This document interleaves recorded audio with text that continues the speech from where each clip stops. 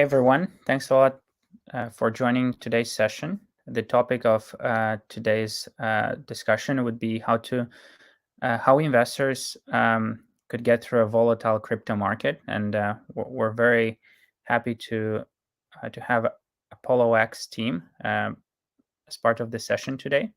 ApolloX is the first CX DX hybrid derivatives exchange, and we're honored to introduce Captain X, the founder of ApolloX, and Mike, ApolloX champ, to join this discussion. And just before we kick off, I would like to encourage the audience to share any questions they may have, because we'll have a Q&A session at the end, and we'll address any questions that are relevant for today's discussions. So again, encouraging everyone to participate. With that, Captain X and Mike, could you tell us a bit more about ApolloX? Sure. Hey, Alex, thanks for having us, and hello, everyone. So, ApolloX, we are the first CEX and the DEX hybrid crypto exchange in the world. So, by saying that, I mean for this centralized part, we do have centralized exchange just as other the most popular exchanges like Bybit, Binance, etc. So for users who is more used to centralized exchange, they can just come and register an account, make deposit and trade. And for the DEX one, actually, it's more like other blockchain products. So if users are more used to store their crypto in their wallets, so they can just connect their wallets to our products and make deposit and then trade. So we shared the order book and the match engine between the CEX and the DEX exchange so that everyone can get the best execution. So that's where our innovation is. And we offer the easy and safe trading of USDT margin perpetuals, which is the most popular futures products right now. And we offer leverage up to 100%. I think that is quite rare in the decentralized world. Got it. So, you're very close to the markets. Besides offering a great product, you're also presumably looking very closely at the current market sentiment. So my question is, what do you think about the current market setup and the sentiment? Should I go first? Is it okay? Yeah, totally. Hey guys, I'm Mike, ApolloX champ. Regarding the current market, in my opinion, the last couple of months have been tough for everyone, but the last week actually gave me some hope. We seem to experience a slight recovery, but I think most of the market participants, they're still sitting on their hands. A lot of people got a little traumatized. So me, I'm long-term bullish. I hope for the best, but we will see what happens in the short to midterm.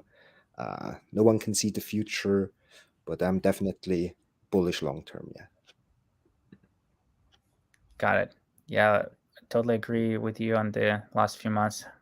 We've seen some remarkable volatility.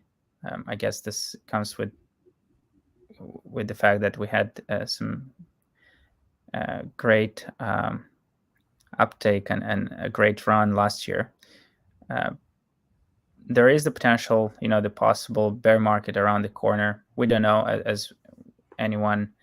We don't have a crystal ball, but if there were a bear market to come, how should crypto investors think about it and protect themselves in a situation of a bear market? Well, regarding the market sentiment, I think the market do rebound in the last few weeks. So I think the crypto users are already quite used to the market volatility right now. And as more and more institutional investors coming into the field, so I think crypto markets right now are highly correlated with traditional finance market like the U.S. stocks. And so I think where the market will go will also depending on the decision of Federal Reserve. And in the middle term, if you look at the open interest and the volume, so both of them are going in a downward direction. And although it's a little bit bumpy, so which I think indicate a bear market sentiment, and probably that's gonna last for a while. But well, if we're talking into long terms, like a few years, so I think probably everyone in this industry are optimistic, and that's why we work in this industry, right? If you don't think the industry gonna boom, then probably we should not put our career here, right? And I think Alex mentioned a very good question. If this is the case, the bear market gonna last for a while, how could the investors protect themselves? So, probably Mikel will have more practical advice, since he himself is a heavy crypto investor. And but if you from my side, asset allocation probably will be a good choice. So in a bear market, basically, BTC usually stronger than the odds. So probably you can allocate some of your positions onto BTC or ETH rather than betting everything on smaller coins.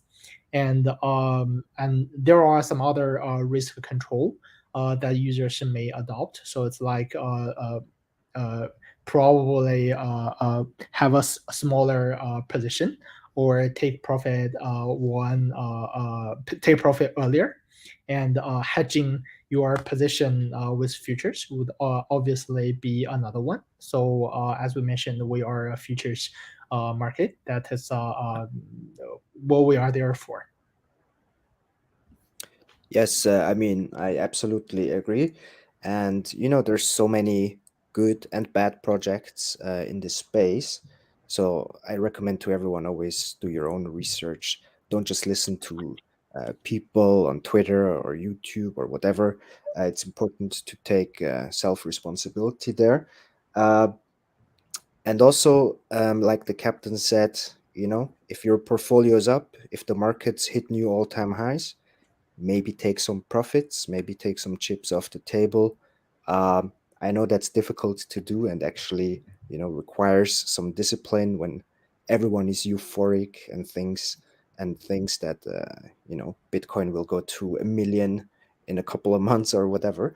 But what I usually like to do is, whenever some kind of coin doubled, just take half off the table. Then you have a risk-free position, right? Again, it's not easy. I recommend for everyone to read up on some risk management to make sure they understand the risks and just know what kind of risk they're willing to take, right? Um, if someone only has meme coins, right? This could be very high risk, but also very high reward, right? So it can go either way. So yeah, and like the captain also mentioned, just try to hedge yourself if you understand those products. With derivatives, there's a lot of products there. So yeah, just learn about the products and what you want to do, what kind of goals you want to achieve, and then just execute, be disciplined. Yep. Great. That's very useful advice. I hope the audience appreciates and actually takes it on board when in their investing journey and when devising new strategies. So you both mentioned about hedging, right? So in a bear market, that's important. What should the investors know about hedging if they want to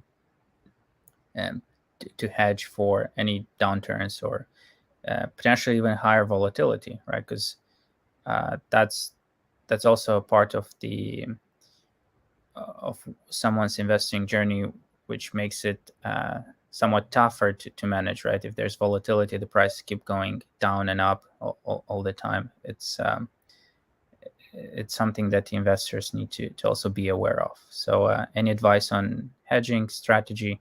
As you mentioned, you have the core product of what ApolloX is offering can be very much used for that. But any other insights that you might want to share, I guess the audience would like to hear. Probably I can explain the mechanism a bit for users who may not be familiar with futures market. So when we mention hedging, we mean, for example, you are holding a long position of some coins, and we also have that pairs listing on our futures market. So by hedging, you will open a short position on our futures market, and the size would be as large as the long position you hold. So when the coin goes up, you will have a profit on your long side, but you will have a loss on your short side on the futures market.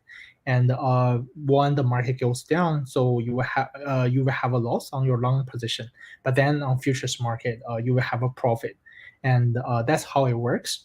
So, but the good thing is, as we mentioned, we offer 100 times leverage, which means you can use a very small amount of money to hedge a big position and make your hedging more efficient. But you also need to pay attention to the risk of on the hedging side. So, which means if the price goes against you on the future side, you may get liquidated, and then you may not achieve your hedging goal and lost everything you have on the futures market. So that is one thing users need to keep in mind. And users also need to make sure that they know the details of the futures product. So I like to take funding, for example. So most of the time, actually, a funding fee is a payment between the long position holder and short position holder on futures market. So for most of the time, if you are a hedger, you will be short on futures market and be receiving the funding fee, which is a good thing. So it's a kind of like additional income for hedgers. But sometimes when the market be very bearish, then the short position starts to pay the long ones. Then the hedgers may be charged a very high funding cost. So at this kind of time, probably it's a good decision to close both your hedging positions and your long positions. And that's just one thing. Users just need to know what they are trading and know the details so that they don't have some loss that not expected. And if users are long some very small coin which do not have a futures product, that doesn't mean they cannot hedge. So if you are worrying about the market risk, you can choose to do cross coin hedging, which means you can probably think of ETH as an index of all coins. So if you hold some coins you think gonna outperform ETH, but you are worrying about the bearish market, you can short ETH on futures market so that to avoid the bumpy market. So that's also another approach for hedging. Great. Maybe just Very useful. quickly from my side. I mean, the captain mentioned all the important things already, and I agree. I think it's just important to mention that some users might think these products are like super complicated, and obviously, if they didn't read about those products, that might be correct. But there's actually a lot of educational content on the website or of ApolloX, or they can just Google it. I mean, there's a lot of content online, and they can read about it or watch videos online from their favorite influencers and learn about it that way. And it's just important to mention that, of course, those products can help you hedge your positions. There is obviously a risk involved if the user doesn't want to use a lot of capital and therefore higher leverage. Just they should make sure they understand the products and then they can use it efficiently and not get frustrated or something like that, which happened to me in the beginning. So I'm just trying to make sure that the users don't do the same mistakes that I do, learn the hard way, just learn about the products first, and then be a professional and do it the right way. For sure. So we had one member of the audience which said the following: do your own research and ask a lot of questions. And I think I agree with that. We would encourage everyone to do a lot of research and ask a lot of questions in the process. So this way you would leave no stone unturned, which will make sure that you know as much as possible and make the most informed decisions you can. The next question I want to ask you is, what would be your investment philosophy, and how should someone approach kind of thinking about the investment process when they want to to invest in crypto, and more specifically also when they would want to invest using your platform? Michael, you want to go first for this one? Oh yeah, sure. So for me, I look at all different type of investment possibilities, right? Everyone in the world right now is using fiat currencies, and if people study about these currencies, the national banks in those countries, how they print the money, and the money actually loses value over time, it's very important for people to invest. Now, this is my personal opinion, no financial advice, but in my opinion, crypto or the whole blockchain sector is probably the biggest investment opportunity, maybe in my generation. I don't know. We will see in the future. I compare it to, when the internet came up, like 20, 25 years ago. Back then, I was very young. I didn't have capital to invest, otherwise, I would have. So, assets will go up versus fiat currencies, right? We have seen that in the stock markets, real estate, and so on. But I think the biggest potential reward is in blockchain and the crypto industry. This is my personal opinion. That's why I'm heavily invested. That's why, I am in this industry. I'm very passionate about it. And, if you look at it long term, just try to ignore the short term volatility, the swings.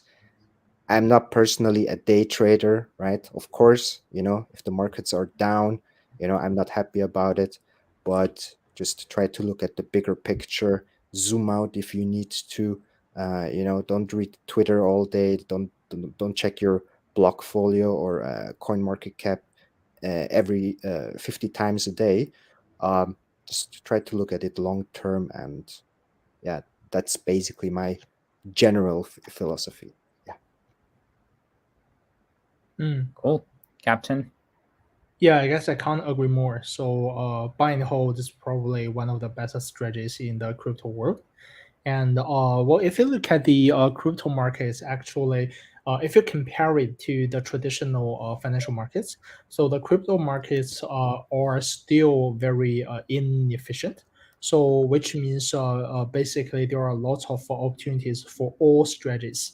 So we have like thousands of exchanges out there, which is not the case in traditional finance.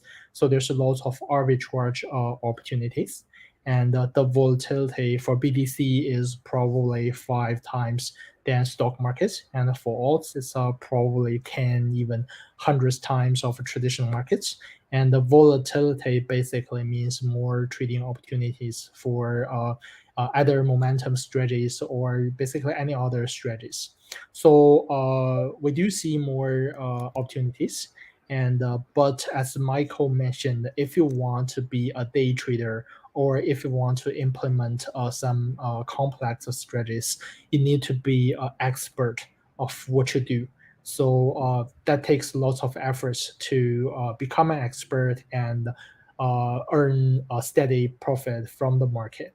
But for newbies or just retail users, probably buy and hold is the best strategy, I like to say. Makes sense. Look, if anyone in the audience is not a good trader, we encourage, and they still want to participate in the crypto industry, we encourage them to come, work for BSC, ApolloX. I'm sure you guys are hiring, so you can dedicate your time. Yeah, we are a futures exchange. It's hard for us to say that. We are not for everyone. Probably, if you are a newbie or you just come to crypto world, be careful about futures. So be careful about every leverage products. So we are a product more for experienced users. Yeah, just to quickly add on that, if there's any newbies that want to try it out, because obviously there is a higher reward, but also with a higher risk in futures trading or leverage trading. Maybe don't go crazy with the leverage in the beginning. Maybe don't bet the house, just don't go crazy, take it slow, learn, gain some experience. And then when you're doing well and maybe you made some profits, then you can use these profits to take more risk if you want to, right? But yeah, don't just go all in and, be crazy and don't do that. Yeah, that's good advice. I hope anyone who listens to this will take it on board and measure their risk reward function accordingly and invest with that in mind. I just wanted to shift the gears a bit and talk more about the BSC side as well. So I was keen to understand and hear about why did ApolloX choose to run on BSC first? What I like to say is quite obvious, right? So BSC is one of the most successful blockchain, and I think it's as active as ETH, and probably more active than ETH right now, right? You guys have more transactions every day, yeah. And the gas fee is much less, and which is definitely a competitive edge. So actually, we don't see an active futures market on BSC. So that's where we see the opportunity and we opt in. And actually, if you look at the centralized exchange, which still most of the trades happens, so futures market is basically 5 to 10 times of the size of a spot market. So, but that's not the case on decentralized exchanges. So, but we do believe there is a demand for futures trading either on centralized exchange or decentralized ones. So we do believe this market have potentials there. Yeah, just to quickly add from a user's point of view, I mean, doing transfers on BSC through the ApolloX DEX is so fast, it's so cheap, while, on some other chains, super frustrating, it costs a lot. So just from a user's perspective, I'm very happy that it's on BSC, and so far I never had any issues. So yeah, just wanted to add that. Perfect. So you might have seen that we announced a scaling solution for BSC in 2022. Just wanted to let the audience know, so you should also go and check it out. On our side, what we've learned from 2021 is that one chain cannot cover all of the angles. At the peak time, you mentioned that BSC is the most active chains around, and that's exactly the case. At the peak time, we had more than 2 million daily active users. And at some point, one decentralized application on our chain was accounting for about 50% of that. So with that in mind, we've announced a scaling solution that will take the BSC ecosystem, both cross-chain and multi-chain, and will have various components like a BSC application sidechain, a BSC partition chain. So I encourage the audience also to go and read. And we're very fortunate to have projects like ApolloX building on BSC and coming along our scaling journey as well. Having said that, I was keen to hear from you as well. What do you think makes a good project? Maybe you've come across your own learnings while building ApolloX, and you might want to share with our audience or with anyone else who is keen on building their decentralized application. And anything that you might be able to share will be super useful, as well as any thoughts about building on BSC and something that you learned from your journey as well. Maybe just quickly from my side, what I think makes a good project is, when I see the team actually listening to the community and making a product for the users, right? This is very important, and as far as I know, that is the top priority of ApolloX. And they're also asking the community a lot in terms of like votings. What do you guys want? Do you guys have any feedback for us? And they actually listen and implement. So that's really cool to see, and that's a very important point. The community aspect also, the Telegram channels are very active, Discord channels as well. And yeah, this is probably, in my opinion, one of the most important points, also to see the legitimacy. And just for me personally, the tokenomics, right? I look at the tokenomics, and in this case, I was very surprised. I saw that in ApolloX's case, there is no portion for the team. So I thought that was very interesting, because I don't think that is very common, or I've never seen that before, actually, to be honest. And that shows that ApolloX, they don't do it for themselves; they do it for the users of their platform. So that's something I really appreciate. Great. Yeah, I will make it that way just because we thought that's more fair. And we do believe more and more projects will choose token economics like that. And back to Alex's question. So I think the most important thing for a good project is use case. So you have to solve a real problem, and there has to be a real market demands there. So otherwise, then the whole thing will just be a Ponzi scheme. No matter how fancy it looks like, no matter how good the token economics is. So just take us as an example. We do think there is an inherent demand for futures trading, and that's in traditional financial market that has existed for more than hundreds of years, right? So and the business model of an exchange is very mature. So and the mature and clear. So there is a very clear revenue source. So we do think that is the foundation for a good product, and so that the product can last and survive. And innovation probably is another thing that I think is very important. So you have to keep building, and the industry moves really fast. And I think it's very dangerous to be rigid in our industry.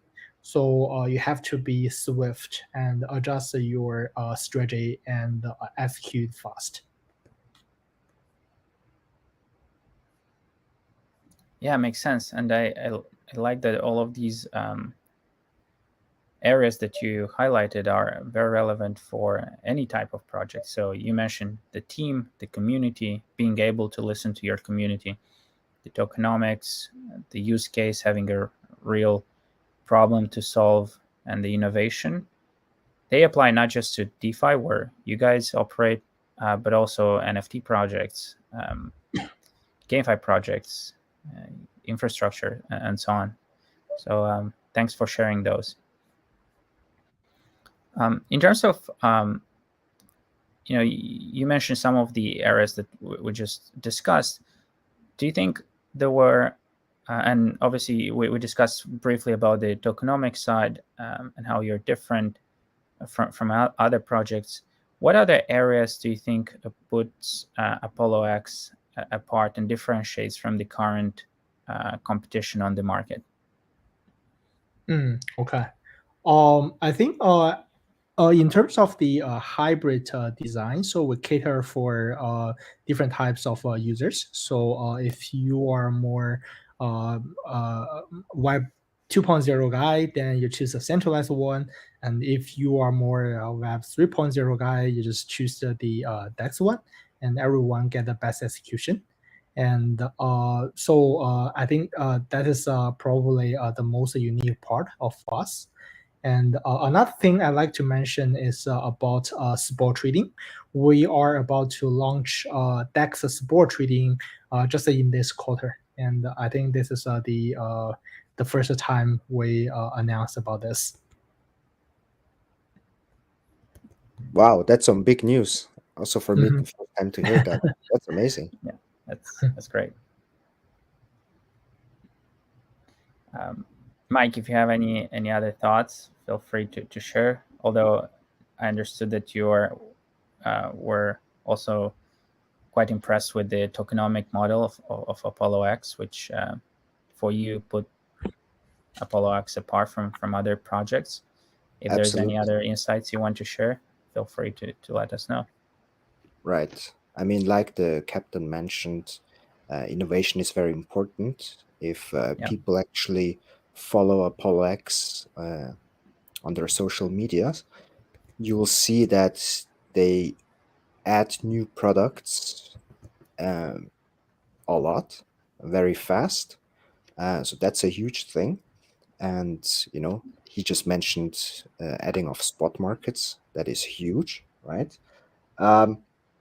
For me, one reason why I use ApolloX is the freedom of choice for users. There is no KYC. Some regions are very restricted by certain companies. And for me, I'm just very grateful that, I can use this platform that doesn't discriminate against any regions. So I'm super happy with that.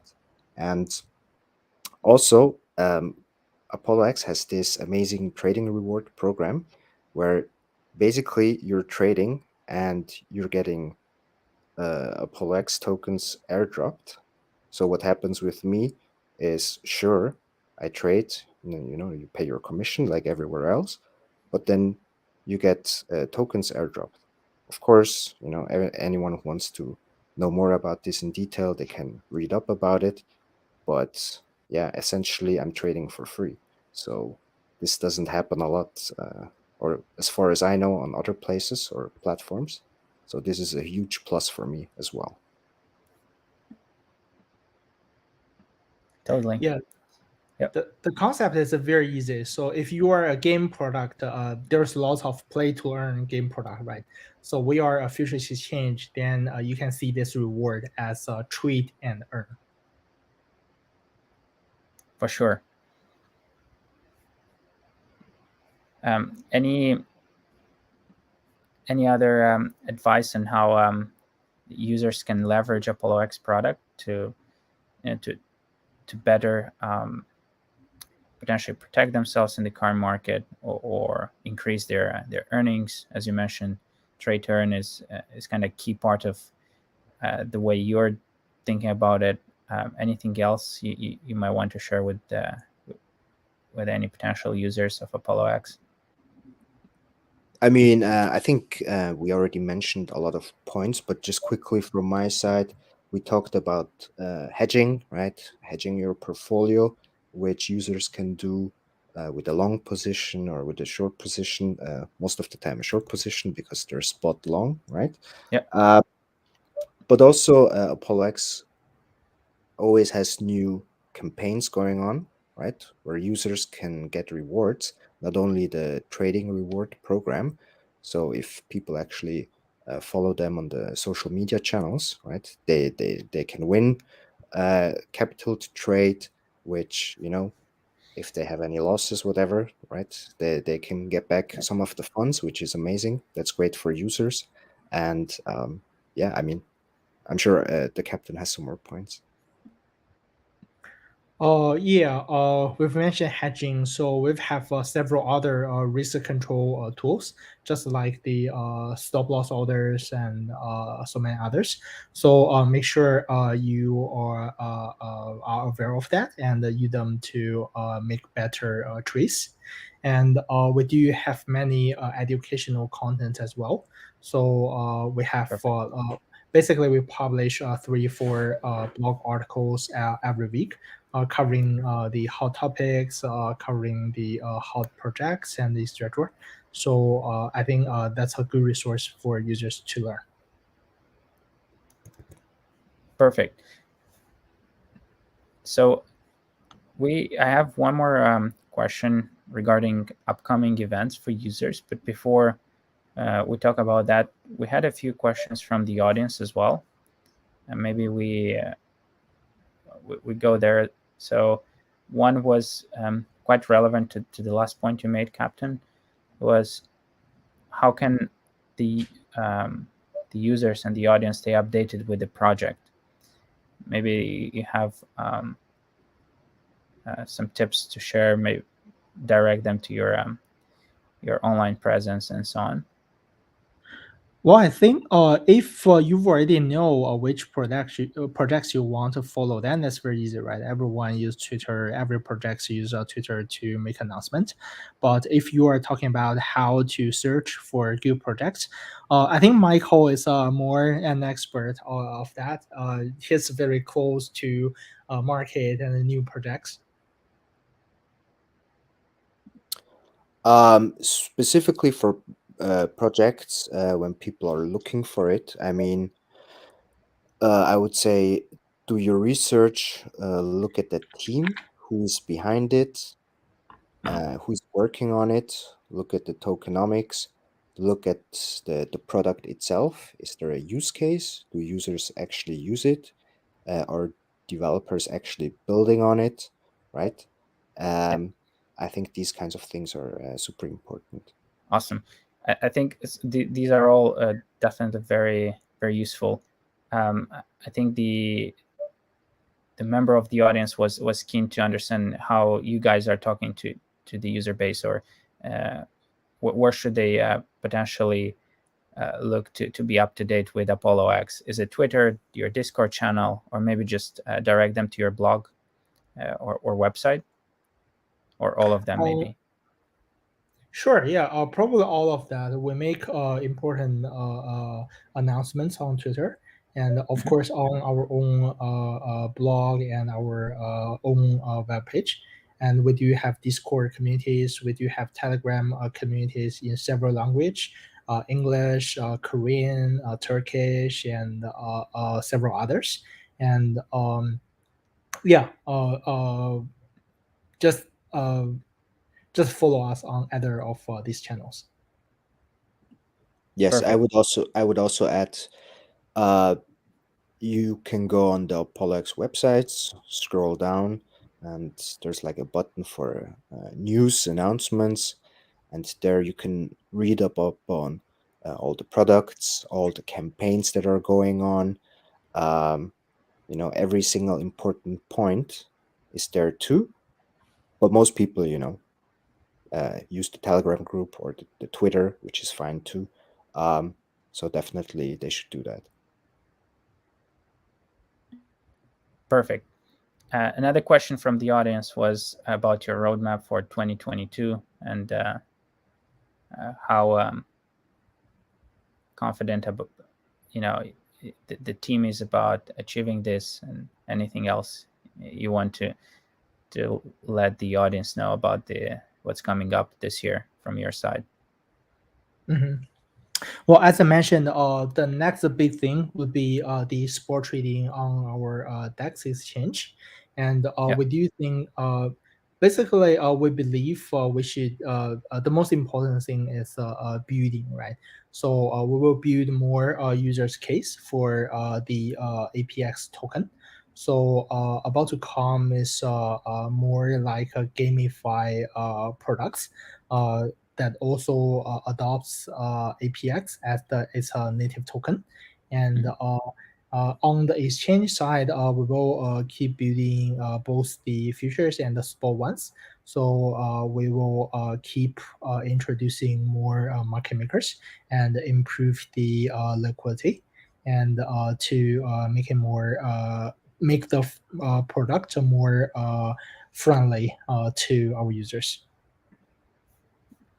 Yes, Perfect. and just to quickly add on that, regarding education, product knowledge, and risk, and so on, definitely check out the website. A lot of information on the products.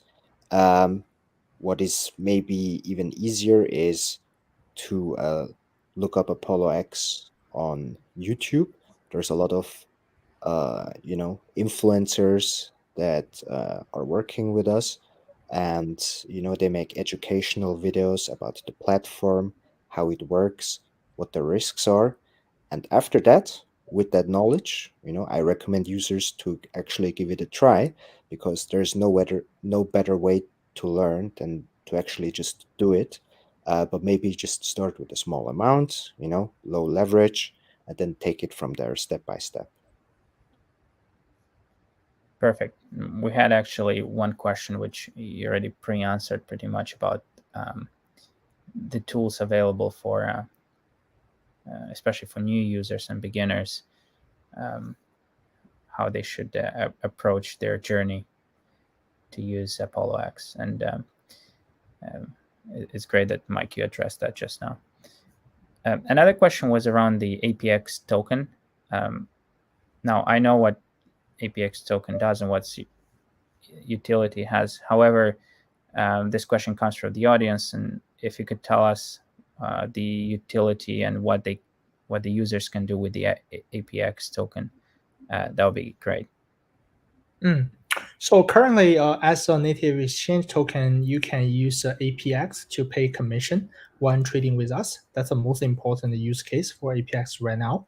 And we do have a staking pool. So if you want to stake APX with us, you will get staking rewards. And we are about to launch LP staking pool soon. So that means if you want to add liquidity to Pancake for APX token, and then you can stake the LP token with us, and then you will get rewards. Oh, I think Perfect. that's also news, right? That's great to hear. Is that Yeah, like? it starts tomorrow for the LP staking rewards. Amazing. We have an announcement now. Wow, dropping huge news over here. That's great. Is that the LP with BUSD, or just the token itself? How does that work? We have both. So if you want to All right. stake APX alone, then there's one pool. And if you add APX to the APX BUSD pool on Pancake, and then you stake LP token with us, then there's another reward pool. That's amazing. Awesome. Yeah, and one great. more user case. So if you want to, if you trade with us and you get the trading rewards as we mentioned, and if you stake APX, you will have more width when calculating the rewards. So the more APX you stake, the more trading rewards that you will get. Got it. That's great. Thanks for sharing those. Next question we had from the audience was, what are you doing as a project to enhance the popularity of your platform?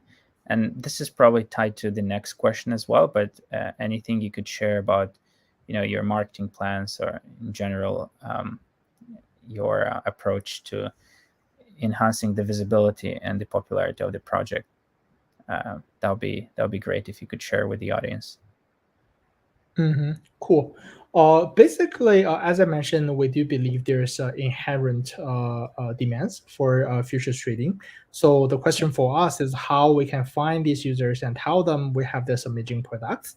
So basically, we have first of all, we are talking to many KOLs to help us to advocate about our products, and we are also working with several blockchain. Projects to do joint marketing, and just like what we did with BSC. And there is another big thing, but we cannot announce it now. But it's in progress. Probably we will have it in a month or so, and that's a very deep cooperation with another blockchain projects. And we do believe that would bring lots of users' attention to us. Got it. That's great to hear. We look forward to that announcement. See what's coming. We're excited about it.